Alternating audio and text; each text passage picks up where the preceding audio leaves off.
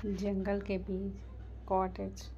जंगल के बीच कॉटेज में आहान, यश, हर्ष, ईशान, आदित्य, वेद, शौर्य, वेद, उज्ज्वल, अभिनय, मिलन, धैर्य सभी बैठे हुए थे और उनके सामने तेजा बैंड और 2-3 आदमी काले पोशाक पहने हुए खड़े थे। वेद अपनी रौबदार आवाज में कहता है, क्या बात पता चली है, यह बताओ। उसकी बात सुनकर तेजा कहता है, मास्टर, अस्तित्व चक्रवर्ती नाम है उसका और उसका भाई अर्णव चक्रवर्ती। वह दोनों किंग की तरह हैं और हमें नहीं पता।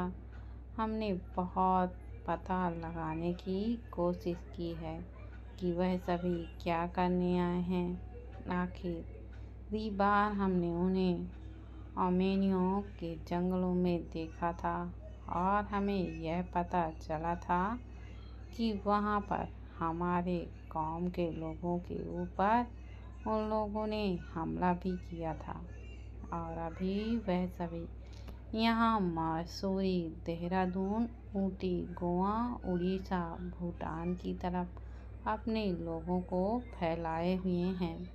वेद कहता है, वह सभी इस एरिया से बहुत दूर थे, तो आखिर वह सब यहाँ करने के लिए क्या आए हैं। जहाँ से आए थे वहीं वापस चले जाए ना। आहान वेद की तरफ देखकर कहता है, वह सभी यहाँ तुम्हारी शक्तियों को लेने आए हैं और तुम्हारे शरीर में जो टैटू है उसे हमेशा के लिए मिटाने आए हैं। वेद अपनी आंखें छोटी करके बिना किसी एक्सप्रेशन के कहता है, मेरे टैटू और मेरे शक्तियों से उसका क्या लेना देना है, जबकि वह शरीर में और ताकत में दोनों में मुझसे ही ज़्यादा है। आहान कहता है, नहीं, वह तुमसे ज़्यादा ताकतवर नहीं है, क्योंकि तुम्हारे पास 2 कौम की ताकत है और वह सिर्फ एक, जिस कारण वह तुमसे कमज़ोर है। उनका असलियत हमारे सामने आ चुकी है और बस अब बारी है तो एक समझौते की या फिर युद्ध की। वेद कहता है, मैंने उसकी पिटाई की है और वह जेल में है।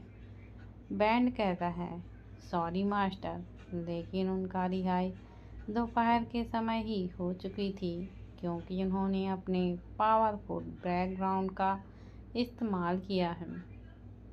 जैसे कि आप बिजनेस में माहिर हैं और अपनी असलियत को छुपा रहे हैं, उसी तरह वह भी बिजनेस के चलते अपनी असलियत को ही छुपा रहा है।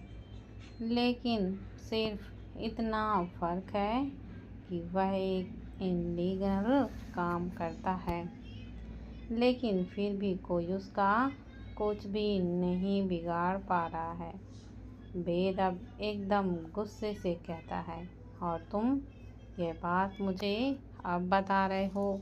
ओ नो, कहीं उसने फिर से आनी के ऊपर हमला करने की कोशिश। तो उसकी बात सुनकर हर्ष कहता है, तुम्हें नहीं लगता कि तुम एक कमजोरी पाल रहे हो? वेद कूद कर हर्ष की तरफ देखता है और फिर गुस्से से कहता है, it's none of your business फूफा जी, और मुझे पता है मेरे लिए क्या सही है और क्या नहीं।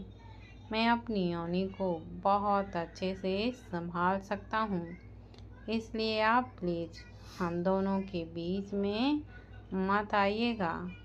बहुत मुश्किल से मैंने उसे संभाला है और मैं उसे फिर से बिल्कुल भी नहीं खोना चाहता हूँ। मैं सभी चीज़ें ख़त्म कर अपना पद ऐश्वर्या या फिर उज्ज्वल को सौंप कर हमेशा के लिए आनी के साथ कहीं और चला जाऊंगा। उसकी बात सुनकर सभी लोग गुस्से से उसे घूरने लगते हैं। तो आहान गुस्से से कहता है, तुम पागल हो गए हो क्या? अपनी जिम्मेदारी से भागना चाहते हो?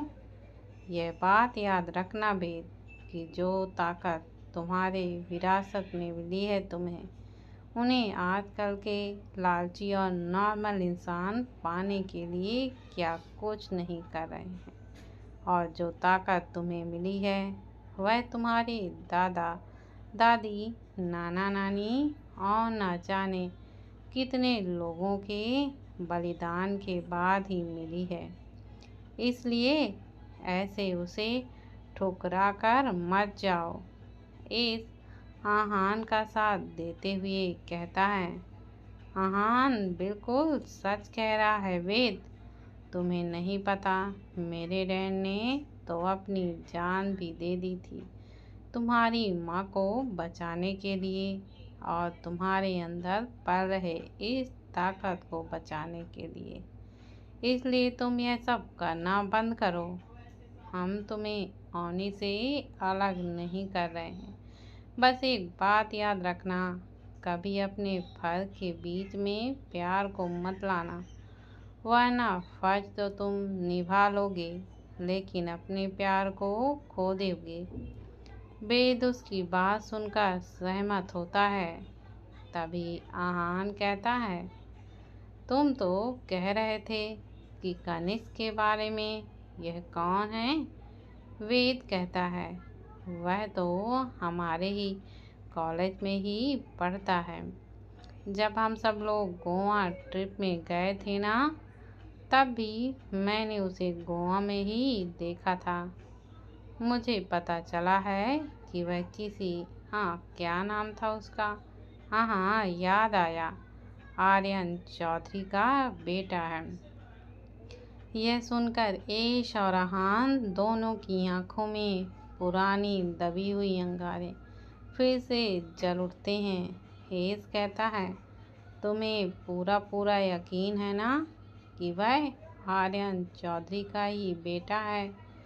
और दूसरी बात, मैं बिल्कुल नहीं चाहता कि आप लोग इस मामले में कुछ भी करें, क्योंकि मैं इस मामले को सुधार सकता हूँ।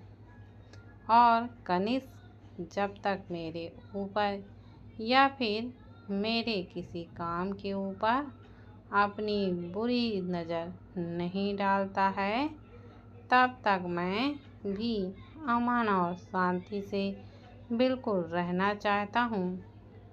उसकी बात सुनकर आहान और ऐश एकदम चुप हो जाते हैं। तब वेद कहता है, अब मैं चलता हूँ, बाकी आप लोग डिस्कशन कर लीजिए। उसकी बात सुनकर और ब्रदर्स खड़े हो जाते हैं और फिर वो वेद के पीछे चले जाते हैं। ऐश आहान की तरफ देखकर कहता है, क्या हमें कनिष्क के बारे में पता लगाना होगा कि वह अपने बाप की तरह है या फिर वह उससे अलग? आहान कहता है, तुम सच कह रहे हो।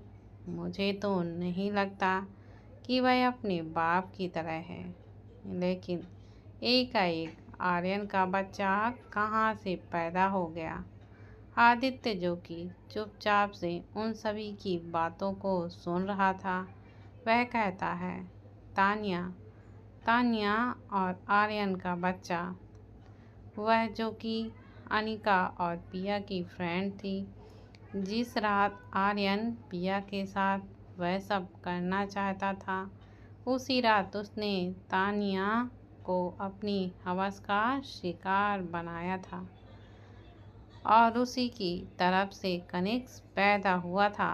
और अभी तानिया कहाँ है, इस बारे में मुझे कुछ भी नहीं पता। मुझे यह सब आर्यन को जहाँ पर तुमने मारा था वहाँ के एक नौकर ने बताया, जब मैं वहाँ पर पूरी इंक्वायरी करने गया था। जब तुम लोगों ने कहा कि वहाँ पर कोई था जो भाग गया था, और तानिया की बात मुझे उसी होटल से ही पता चली जहाँ पर ध्रुव और हर्ष ने अनिका और पिया के साथ वह सब किया था। उसकी बात सुनकर हर्ष कहता है, और उसी लड़की ने मेरे ड्रिंक में नशीला पाउडर भी मिलाया था मेरे साथ, वह सब कुछ करने के लिए। उसकी बात सुनकर आदित्य मुस्कुरा कर कहता है, क्या बात है, तेरे पास तो लड़कियों की कमी ही नहीं है। हर्ष उसे घूर के देखता है। आदित्य बात को आगे बढ़ाते हुए कहता है, और जहाँ तक बात है आदित्य चक्रवर्ती की, तो वह विधा की फैमिली से बिलोंग करता है। मैं उसके डैड से बात कर लेता हूँ, या फिर हो सकता है विधा ही उसके बारे में कुछ ही बता दे। अब मैं चलता हूँ। यह कहकर वह भी वहाँ से चला जाता है। आहान, ईशान और हर्ष एक दूसरे को देखते हैं और वह सभी कुछ देर तक बात करके वहाँ से निकल जाते हैं। Hello mention.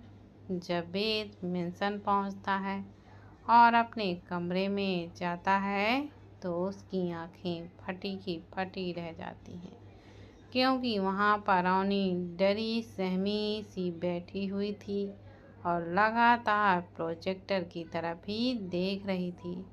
जब वेद प्रोजेक्टर की तरफ देखता है तब एक पल के लिए उसकी बेधड़कन रुक सी जाती है। वह जल्दी से अवनी के पास जाकर उसे छूने वाला ही होता है कि अवनी उसे खुद से दूर करते हुए उससे कहती है, दूर रहो तुम मुझसे, तुम इंसान ही नहीं हो।